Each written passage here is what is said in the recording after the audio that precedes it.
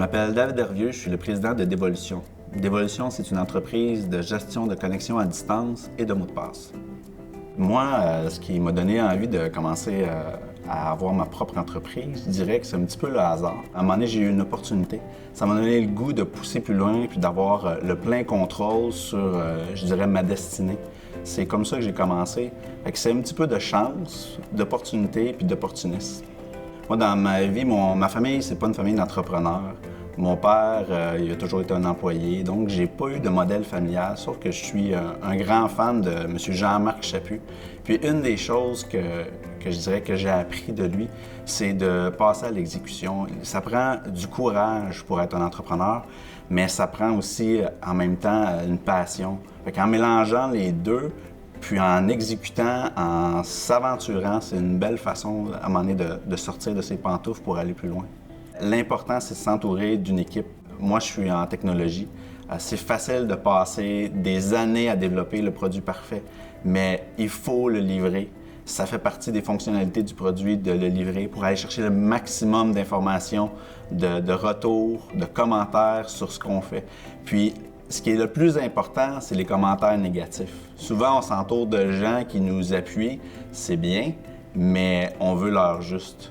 Ça prend comme qualité, il faut être capable d'écouter, de synthétiser, puis d'avancer à partir des commentaires des gens.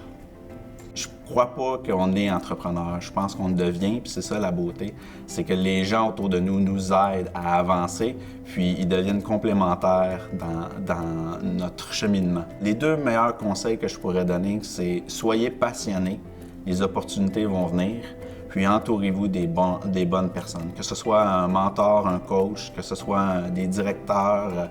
Allez chercher les ressources pour être complémentaires. Moi, je dirais que ma plus grande réussite en tant qu'entrepreneur, c'est que j'ai réussi à transmettre à les gens avec qui je travaille, autant les gens dans la direction que les employés, l'esprit entrepreneurial, l'esprit qu'il faut satisfaire le client, qu'il faut avoir un produit, il faut évoluer, il faut avancer. Si vous choisissez votre domaine d'expertise, vous allez être heureux pour le restant de vos jours. Je m'appelle Julien Niquette, je suis cofondateur, directeur général de Brasseurs sans gluten. Brasseurs sans gluten se spécialise dans la production de bières sans gluten, fait les meilleures bières sans gluten au monde. Moi, c'est pas compliqué, c'est mon père, là, définitivement. Toute sa vie, je l'ai vu démarrer des entreprises, acheter des entreprises, vendre des entreprises, les gérer. Donc, pour moi, c'est un grand modèle pour moi. Je trouvais tellement qu'il avait l'air passionné, que ça avait l'air valorisant comme carrière. Donc, il m'a naturellement refilé la piqûre de l'entrepreneuriat, puis je lui en suis reconnaissant parce que j'aime beaucoup ce que je fais maintenant, puis je ferais pas autre chose que ça. J'ai beaucoup de peur dans la vie, mais entreprendre, c'est pas du tout une peur pour moi, même que j'adore ça. J'ai beaucoup de modèles dans ma vie qui ont réussi, donc peut-être pour ça que j'ai ça dans le sang un petit peu, là. Donc moi, je suis pas tout à fait d'accord que ça s'apprend dans la vie d'être entrepreneur. Je pense qu'il y a un petit peu aussi de ça dans le sang, là. Il y a un petit peu des deux, finalement. J'ai toujours su que j'allais faire ça à partir de, disons, de l'adolescence, là. Le principal frein dans l'entrepreneuriat, même s'il y en a plusieurs, au Québec, ça serait le financement des entreprises. C'est très difficile de trouver du financement, même quand on est rentable, on génère des cash flows. Je ne m'attendais pas à ça, sincèrement, parce que moi, une entreprise qui est rentable, j'ai le goût de la financer.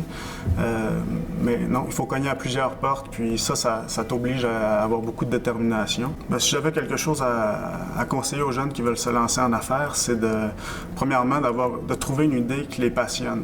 Parce que sans une passion, c'est pas vrai que tu vas pouvoir travailler 80 heures semaine, là. Bon, peut-être que je suis en train de les décourager finalement, là. Mais c'est ça, c'est pas vrai que si t'as pas de passion dans ce que tu fais, tu vas te mettre le travail nécessaire pour que l'entreprise fonctionne. Donc, moi, je dirais que c'est ça le plus important. D'avoir la détermination, l'ambition, jamais lâcher, puis croire en ce qu'on fait. C'est pas mal ça. La plus belle fierté, c'est probablement d'avoir rentabilisé l'entreprise assez rapidement, ce qui est difficile pour une entreprise en démarrage, là. Donc ça, j'en suis pas mal fier, là. Quand je l'annonce aux actionnaires ou à nos banquiers, eux autres aussi sont fiers de nous. Puis aussi, avec un petit peu de recul, c'est d'avoir réussi à faire quelque chose de totalement différent dans une niche de marché, sans avoir de compétences dans ce domaine-là. Puis c'est d'avoir réussi à devenir un chef de file, si on veut, à devenir une menace pour la concurrence mondiale dans ce domaine-là. Donc ça j'en suis très fier. Je m'appelle Christine Renaud, je suis cofondatrice et directrice générale de E180. Et E180 crée des produits de jumelage pour connecter des gens aux intérêts similaires qui veulent aller prendre un café pour apprendre les uns des autres. Donc, c'est une idée que j'ai eue, puis ça me passionnait tellement en tant qu'éducatrice, en tant qu'enseignante, de repenser un peu la façon dont on fait l'éducation, que j'ai commencé à travailler sur cette idée-là qui était en éducation, mais aussi en technologie, alors que j'avais aucun background en technologie du tout. Donc, ça m'a pris un petit moment, mais en fait, c'est vraiment l'idée qui m'a choisie, puis j'ai sauté, j'ai suivi l'idée, puis on est ici aujourd'hui. Les peurs et les doutes en entrepreneuriat, je pense que ça reste toujours, puis ce qu'il faut apprendre à faire pour être un entrepreneur qui réussit, puis qui poursuit son chemin, je pense que c'est simplement d'apprendre à vivre avec les doutes, avec la peur, parce qu'au fur et à mesure où notre entreprise grandit, les défis grandissent aussi, puis on est toujours un peu incompétent parce qu'on est toujours en train de se lancer des nouveaux défis plus grands que ceux qu'on a réalisés, qu'on a surmontés précédemment. Donc, ce qu'il faut faire, c'est de bien s'entourer. C'est peut-être un peu un cliché, mais de s'entourer de gens qui connaissent des réponses que nous, on n'a pas. Donc, les principaux freins que j'ai rencontrés en tant qu'entrepreneur, je pense qu'ils sont liés au fait qu'on est une entreprise sociale en éducation, en technologie. Donc, on est un peu toujours un animal bizarre dans chacun des cercles dans lesquels on se trouve.